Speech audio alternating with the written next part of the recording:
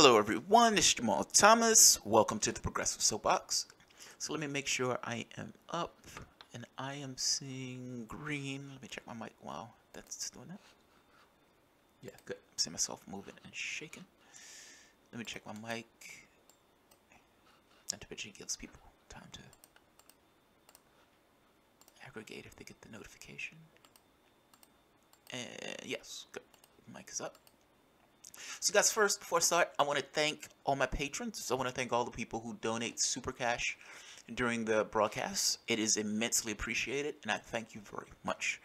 Not to mention the people who like and share the videos, who comment, who engage. All of you guys, I appreciate your support. It's absolutely appreciated. I've worked pretty diligently all day, not to mention yesterday and the day before. Or the day before and the day before and the day before. Let's have a 420. I don't think I've done one of these in a while. I think the last one I did was like a UFO one. So let's do one slightly different. I'm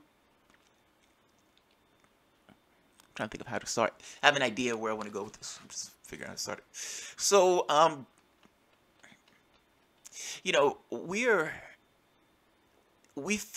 the news in the New York Times that they're UFOs. And people are shocked by this. Like, oh my God, they're UFOs. Holy shit, they're UFOs. New York Times said they're UFOs. Now, the wild part about this is, why should we be shocked by this? We're a ball hurling through the cosmos. Now, in all fairness, we isolate ourselves. Meaning we pigeonhole ourselves. We get so focused, zeroed in on things that aren't really all that real. I mean, cash isn't real. We're a ball hurling through the goddamn cosmos with all the mysteries of the universe at our disposal. With all the planets of the, all the technology or innovations that you could think of in order to kind of explore certain things that will be fascinating and interesting. We limit ourselves to doing a job, making somebody else wealthy, coming back home and having sex with your wife or your girlfriend, play a little Xbox, take a shower, and rinse and repeat. And we insist that that is some kind of life. And we insist that that's freedom, working 40, 50 hours for someone else. Now, I say this to say, New York Times comes out with UFOs. Oh my God, they're UFOs. Thing is, this has been going on since the 40s. People kind of close their eyes to this. This is kind of always strange to me. Between all of these people from the last 70, 80 years are either crazy or they're UFOs, meaning there's the potential for something else beyond our shores. Most people, when they think of these things, even in movies, they think of these things from the standpoint of like where you can kick the tires. Even MUFON, when MUFON looks at these things, they look at these things as, we want to kick the tires, we want to see what's in it, etc., etc. That's making a major assumption. That's making massive assumptions. So, one of the things that we take for the moment, we take this stuff as being perfectly real. For the moment, assume that your understanding of the world and the universe is not. For those of you who don't know, 420 segments are segments where it's like, it's blaze one if you got one segment. It's this idea of separating yourself from the typical things that you assume. I guess maybe that's the way to put it. My point in this is, we have models of the world.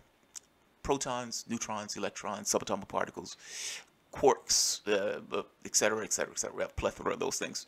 But ultimately, keep in mind, those are models.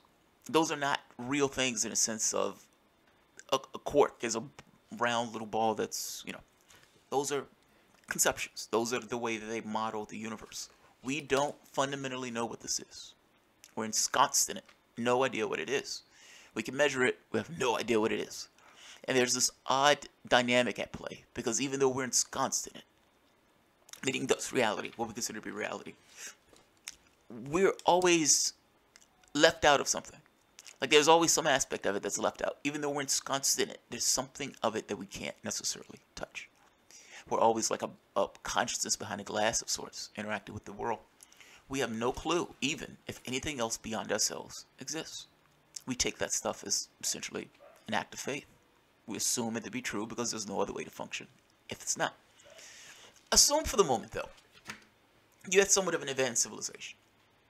Assume for the moment. Now, these are still people, meaning they're still human beings, but understand the human being, outside the context of an environment, you can't necessarily engage what that behavior is. Like, anytime you're talking about a person, you're always talking about a person in a particular environment. You're never talking about a person in a void. The environment itself is going to have a massive impact on what that person is going to end up being. So you can say, Bob's a decent person. Well, Bob's a decent person in the environment that Bob is in. If you put Bob in the wilderness where Bob had to murder animals and fight off cannibals, Bob would be a different human being. Assume for the moment you're in a much more advanced society. Assume for the moment in that society, just like our society, getting better with electronics, has gotten to the point where movements of the body can be translated into a digital environment. Meaning the computer has gotten proficient enough that if you move your arm, it understands that an arm has just moved. If you do the twist, it understands that you've just done the twist. If you jump up and down, it understands that you've done those things. And it can translate that behavior into a digital environment.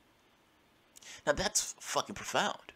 I mean, ultimately, you're talking about giving software developers, engineers, a toolkit, a library, that can recognize human thought and translate that human thought into a digital space. The reason I say this is profound is because imagine what you can do. The toolkit can go to anybody. Anybody can build devices. You can build worlds. You can say people in this world can fly. Okay, then people in that world can fly. The system itself allows it to be so. You've given the game a rule set that would allow those people to engage in that behavior.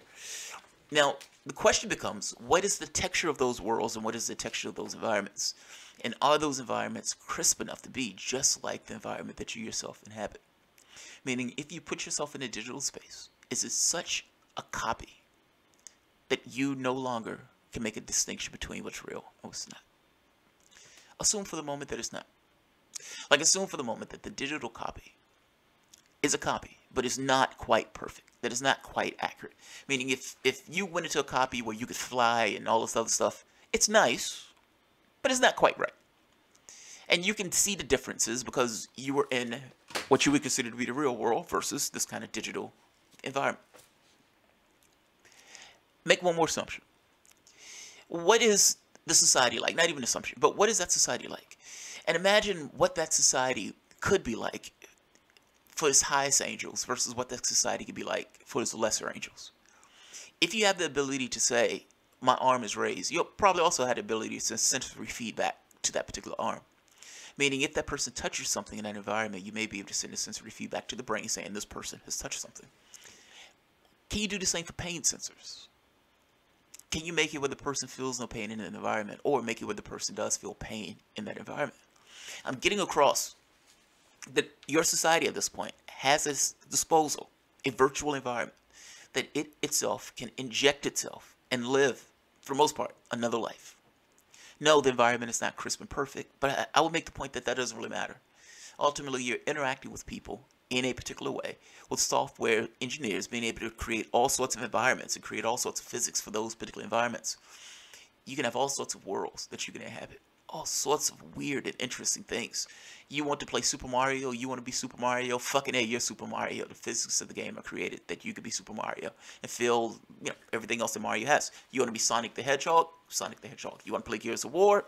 Fuck it, have that. It's all you. Do you get the power of this?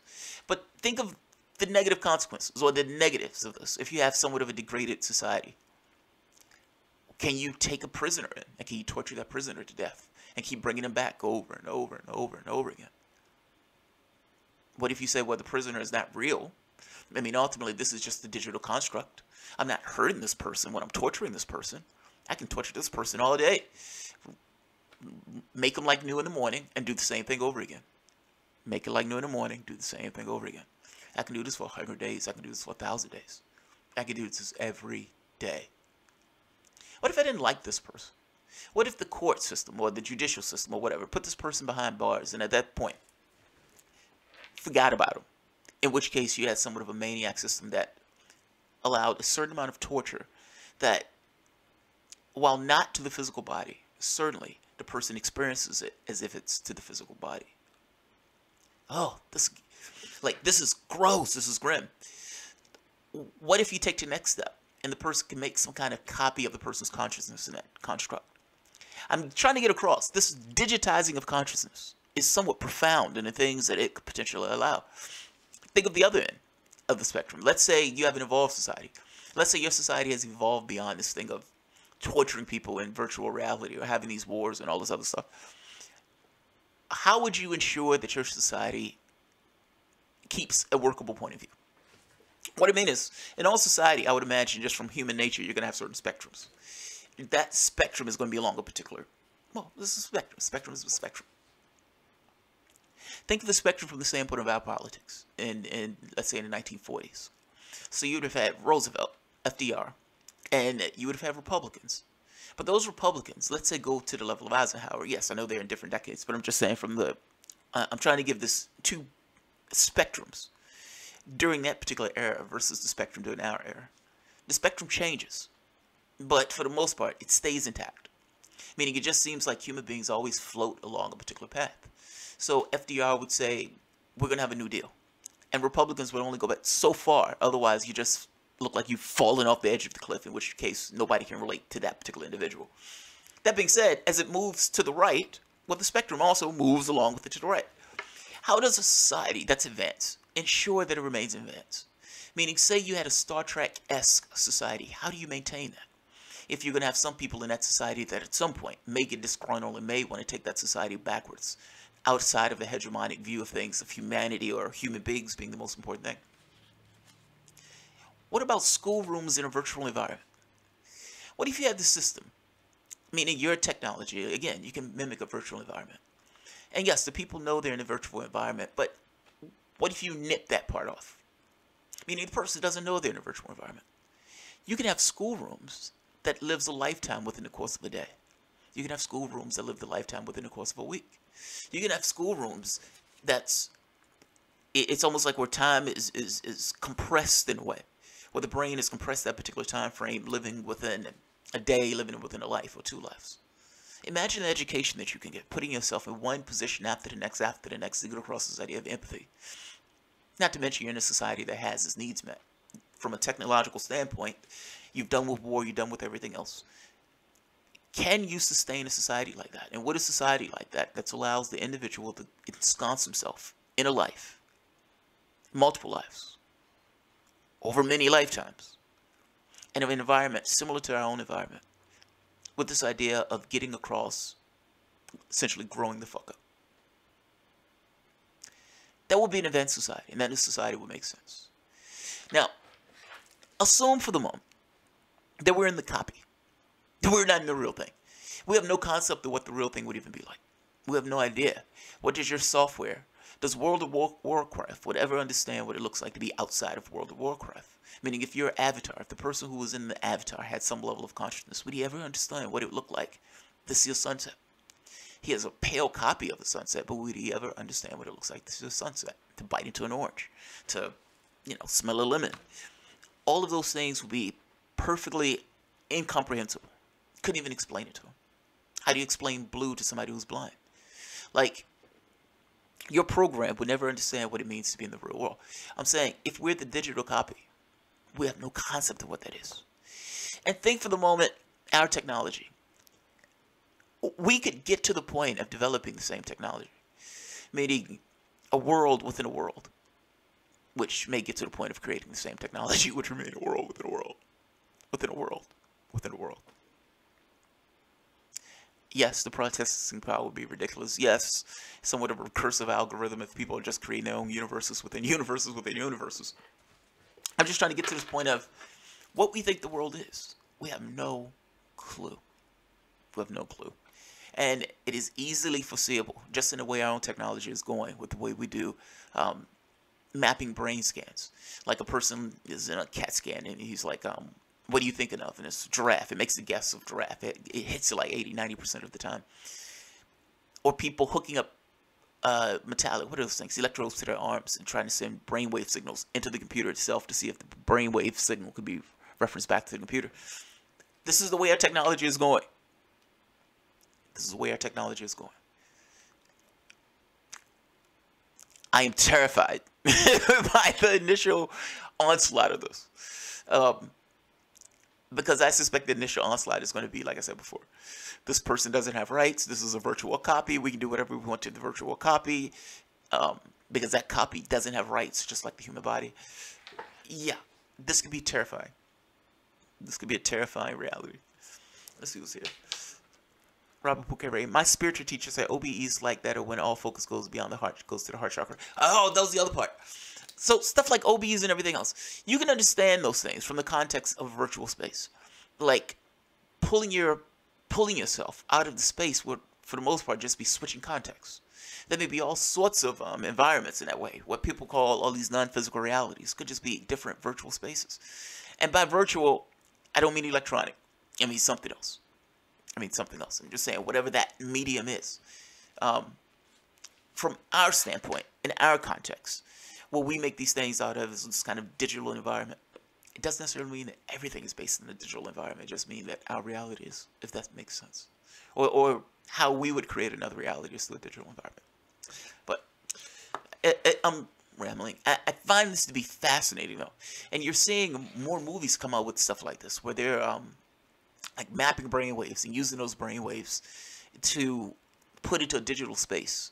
In some cases, this idea of transferring consciousness from one, body to another body, all this stuff is so fucking weird. But you can see where the technology is going with it. But again, that leads to terrifying consequences. Imagine a situation where you're put into torture unceasingly because your consciousness can be trapped in like a jar. Man, yeah, that could be a little, yeah. Samuel the Leninist. Thought crimes could be perversely assessed and brainwaves, cognitive motives, really dark and somewhat fun to live in a dystopian reality. Yeah, man, that's freaky, man. Like, think about that. Like, you were thinking about XYZ. Or the incrimination of yourself. Like somebody scanning your brainwaves and seeing what you were doing a particular night. Black Mirror has one of those shows where they're looking at the person's memories. And the law makes it in a way that says you have to comply with allowing this person to see your memories in cases of accident and stuff like this. That stuff gets dark. I am more bothered by the virtual torture, if I'm being honest. This thing of putting somebody in this kind of digital space and doing whatever you want to that person in that digital space. Oh, man. Yeah, that's terrifying. That's terrifying. Like, that's torture on a level that is unimaginable.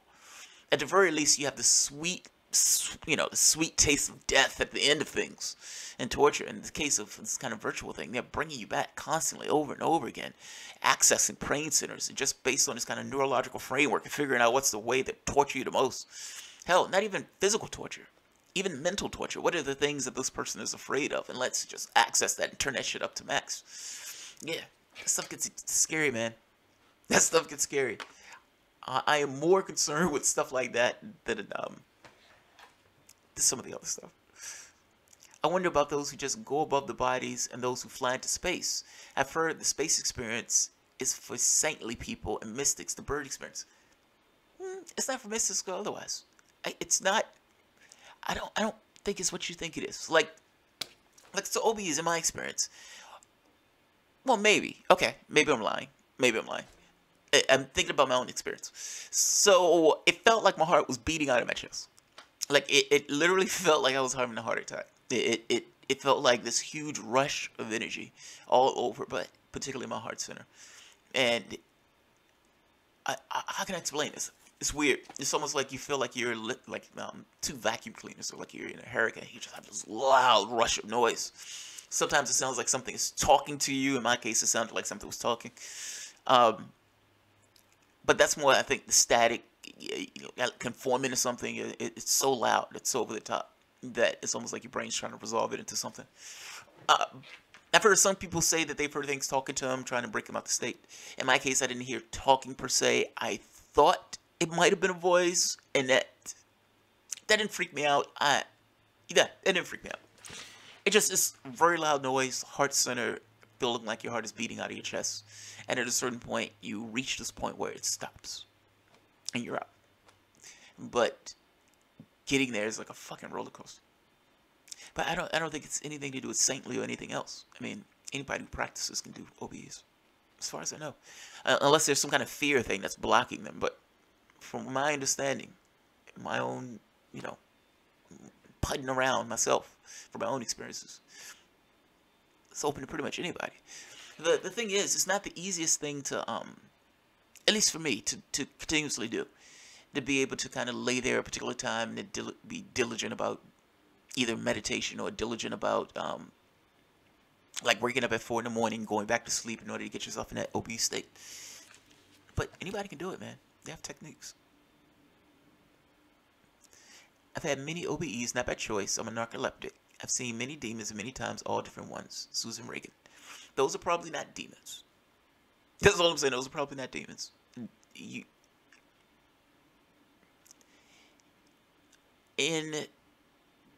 Okay, so in the OBE state, one of the things that is weird is you create reality in a different way. Like, so some people often say, and I don't know how much stock I put into this, that you create your own reality. That ultimately, the things that you push for, meaning this kind of cognitive attention to, are the things that you yourself bring into fruition. I'm skeptical of that because I don't, you know, it's like a 4-year-old gets cancer. I don't think that 4-year-old was trying to get cancer. Or somebody else gets ill later on. It's like that person made themselves ill. So I'm sketchy with that. I can believe that if there's energy behind it, meaning something is taking place what that person is doing, but I don't believe that just from the standpoint of this person thinking that something happens. But that's it. In OBE state, or in that non-physical state, let's say it that way, your thoughts are things. Though they produce things. You can freak yourself out. I remember one of the cases, guys said he was scared that a dog was going to rip his throat out when he got out of the body. And he said every time he got out of the body, he would have this dog sitting on his chest. Well, the dog wasn't going to rip his throat out. He didn't have a throat to rip out at that point. It was just consciousness. But he was seeing it. He was experiencing this. That dog was a real thing, and that dog could actually hurt him and attack him. Bob Monroe, he's like father of OBs. He talked about how he would get scared at one point of being stuck out of his body. He would have these OBEs, automatically also. You couldn't necessarily control them initially. And he said his biggest fear was getting stuck out of body. And he recounts this one time where he got stuck, where he felt like he was against the wall. And he was like freaking out. Like you can imagine if somebody thinks in their head, oh my God, I can't get back into my body. I'm going to die. I can't get back into my body. And they're like flipping the fuck out. And he's like howling and crying and whatnot. He was losing it. But that was him. Like he was the blockage. It was like he was making that thing. He was materializing that particular wall. That wall wasn't actually there. That was him creating the wall. Thoughts of things. The only thing he is at this point is consciousness. Well, if you're just consciousness, if you're in a state where your consciousness create, you can create those things. Now the question is always, is that thing separate from me or is that thing me? That's always one of those difficult questions to answer. I think there are times where those things are not you. I'm less believing of the demons. Now, don't misunderstand me. I'm not saying you didn't see those. I believe that you perfectly saw them. I believe they could have even acted upon you. You could have never been harmed by them. And ultimately, those things, I can't prove it. I can't nail it down, but I would most likely bet are just you. Doesn't mean they won't scare the shit out of you. Don't mean they won't scare the shit out of you. When I got out of body, you must understand, when I first started researching UFO stuff, I started at the insane end of the pool. Like I started at the aliens are eating our babies, like that type of stuff. And as you work your way through that, you're like, I think these people are nuts. I think these people are nuts. And you finally get to people who you find and you jive with a little bit more. They're on your spectrum. You feel like they're more sane. Okay, these people are not reactionary. These people aren't terrified. And these people seem a lot more sane. As you delve into the different types of literature, I mean, in different areas, whether it's OBEs, whether it's people who've seen a UFO, whether it's people who've had contact, whether it's Native American contact, all that stuff. That was fucking fascinating, right? People who make contact themselves, like C. SETI or Rama. One of the things that you see as a consistent thing is this thing of oh fuck, I lost my trace, lost track. Oh right, the UFO thing. Yeah, well, one of the things that you see often is people would have these particular experiences, and the control of the experience itself. Like sometimes it's them. Like because I started at this end of the pool. I started at the freaky end of the pool. The OBE thing, I have a lot of stuff in my head, and having that stuff in my head, I didn't want that stuff popping up in OBE. And then you can imagine that, if you're thinking to yourself, all right, I don't want to see anything crazy. Like, if that's where you're starting, like you're in the state, because understand you're conscious. Like in my case, I was conscious. I didn't have a break in consciousness, so I was conscious the entire time, and I kept thinking, I was like, all right, yeah, you're in paralysis. That's good. And it's like, all right, I'm feeling this kind of energy. All right, so decent. And then at a certain point, it's like, okay, this is scaring the shit out of me, but keep going. Don't punk out. And at one point, I punked out, and then I was so ashamed of myself that I forced myself back into the state.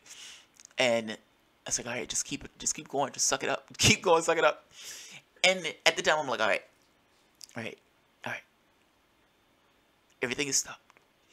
And I'm looking at the ceiling. I'm staring at the ceiling, even though my eyes are closed. That's how I know I'm out of body. I was like, all right, I'm staring at the ceiling. My eyes are closed. I have a body back there. And then I kept thinking, I was like, all right, just be calm. Don't think about any aliens. Don't think about anything on the side of the bed. Now, you can imagine if that's your conversation to yourself, it's time to leave. It's time to leave. Like, if that's the dialogue that I'm having, and I'm in an out-of-body state, it's like, all right, it's time to leave the state. This is not... I've gotten to the moon. I can go back home. It was one of those type of things. It's freaky, man. It's different. It's just yeah. You just gotta. It's like sometimes we make that stuff ourselves, just from the stuff that's floating around in our own consciousness. So yeah, I don't want to freak myself out. All I'm saying is, yes, you might have seen things. No, those things could never have hurt you. That's my own point. OBEs is you can see yourself sleeping. Yeah, sometimes you can look back and you see your body. Or you can be standing beside your body as it lays on the bed. It's weird. Other times, there's people who recount seeing their body as their body looks at them. Like they're out of body looking at their body. They're out of their physical body status looking at. Yeah, this stuff gets weird sometimes. My OBE, I was wide awake in the ocean. I didn't expect it. I just popped out. I was going through the clouds and was opening my eyes just like I woke up. Yeah. They're awesome to have. They're interesting to have. Sometimes it's hard to tell the difference between a lucid dream state versus the OBE state. I started having spontaneous lucid dream states after meeting my guide. I've told this before. It was like when I was younger. My thing is, I don't like to take stuff just on belief. I'm stuck with a problem if you tell me something. Either I believe you or I don't believe you. Either I experience it or I just have to take it as this kind of ambiguous thing. So I resolved I want to test and experience everything. I don't care what it is. Haunted house, yes, bring it on. If it's jumping out of an airplane, bring it on. If it's you're saying that there are spirit guides and those things exist, I won't. Fuck that. That's fucking amazing. I should be able to validate that. That's true or false. One of the hurdles I realized I hit on this was fear. I hit fear head on. I was terrified. I didn't even know I was terrified.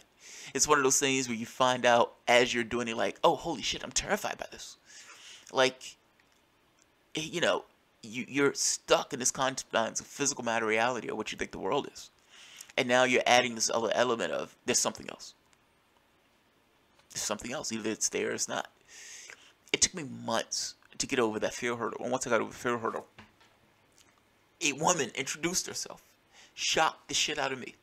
And she's reoccurred through the course of my life multiple times. In which case I've met her or seen her in lucid states or OB states. It's bizarre. But that being said, that was one of those things where it's like you either validate it or you don't. It's bizarre, and at the very least, it makes you think, okay, there's something else. I don't know what that something else is, but there's something else. But yeah, it's bizarre, man. It can be kind of bizarre. I've been in OB in this realm of the air, knew my body was in a bed, but didn't look at it. I've been in OBEs where I'm in another realm and knew my body was here. Susan Reagan, yeah, same here. So I've had really bizarre experiences with that, like where you wake up, you're somewhere else. You know you have a body somewhere else, and that you're in a body wherever you are.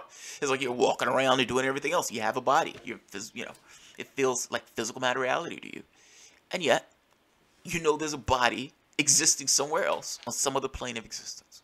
It's fascinating. I remember the floating out of the body experience where your memory feels more like an uplifting spirit, like my soul would escape my body. See, that's the thing though. We're assuming, we make certain assumptions. One assumption is that you have a body in the first place. For all I know, we have a consciousness that projects a body as opposed to the other way around. In the same way in your dream state, you have a consciousness that is projecting a body. I don't understand why people take that as pretend as if, this is some other thing, and this apparatus that is creating the dream state or the dream space is a completely different apparatus that's creating physical matter reality. Um, we don't know. We can very well be a consciousness that projects this stuff, meaning in any particular state of reality of sorts, you have something that's projecting something else, meaning you have a body in all those different states. Yeah, I don't know. I don't know. During hypnagogic state, I tried my meditation practice, going back into myself, saw things that people who take hallucinogens see. Lines, shapes, figures, and bubbles, and microscopic stuff. Wow, that's badass, Robert. Yeah, that's badass. That's badass. But actual OBE, not just a lucid dream. Yeah, so the lucid dream and the OBE thing, those things are sometimes hard to distinguish the difference between. I've been in lucid states where I realized I was lucid and tried to break out of the state to go into a OBE state. There have been states where I started off as an OBE and fell into a dream state. I remember one time I was sitting on the couch and I was feeling myself dozing off. So I was like, all right, let's see if you can kind of shift into OBE. I'm standing in my room. That's the next thought that I have from standing, or memory I have from standing in the room. And there are these people around me, and they're like, man, you're in bad shape. And they started doing some kind of medical stuff. And I'm standing there like, well, if I'm in bad shape, fix me. I mean, if you're quoting on this, if you're shitting on me in this way, what can you do to fix me? Now, understand that when this is bizarre to explain, when you're in these states, your consciousness has something else to it. There's an extra dimension to it. It's almost like you have your physical senses, but you have this extra sense of knowing something, or having an instinct for something. But the instinct is strong, because the instinct is almost like a sense to itself. It's almost like a felt sense. And that felt sense was, I know these people in some way, and these beings are doing something to assist me, and to go with it. And I did, I went with it. At some point, I lost my cohesion in the state, and I fell into a dream state. And when I fell into the dream state, one of the beings followed me into the dream state, posing as my mom, and it was so bizarre. And I'm like, I see her, and she's like, yeah, you slipped out of your conscious state. You slipped out of that state of mind, or that state of being. And I followed you to this one, posing as your mom in order to invade this particular dream state, in order to finish what I was doing. Now, I understood at this point what she was saying. I was somewhat lucid. I was slightly, I was just kind of in and out, but lucid enough to understand that this was the same person who was there before, and that I've shipped out of one state into the next. That stuff is interesting. Consciousness stuff is fascinating. What about the dreams of Greek mythology? I don't know about the dreams of Greek mythology. I don't know about that one. Alright, I'm not going to keep this one too long. I just thought this was interesting. If this stuff interests you, movies like, there is a thing on, I think it's Netflix, Altered Carbon, I think that's the name of it. It's a fucking awesome show. A fucking amazing show. Black Mirror, of course, is just bar none. There's nothing touches it. It's like a new version of the Twilight Zone on steroids. Electric Dreams is not bad, even though Electric Dreams has a strong social message. Is not bad. But yeah, I find those things interesting. So, all right, I am going to leave this. I may do another one. I do have one. I think I have one at 5 o'clock. Roxanne from the Venus Project was not able to meet me at 5 o'clock today, but the guy, the Victor. Jesus Christ, my brain is just losing it. From Burn Your Bus will be here to talk about the Unrigged Summit. So the Unrigged Summit was over the weekend. So he's going to be here at 5 p.m. to talk about it, in addition to talking about the Burn Your Bus book. So I will see you guys at 5 p.m. That's if you guys are around. Thanks, guys.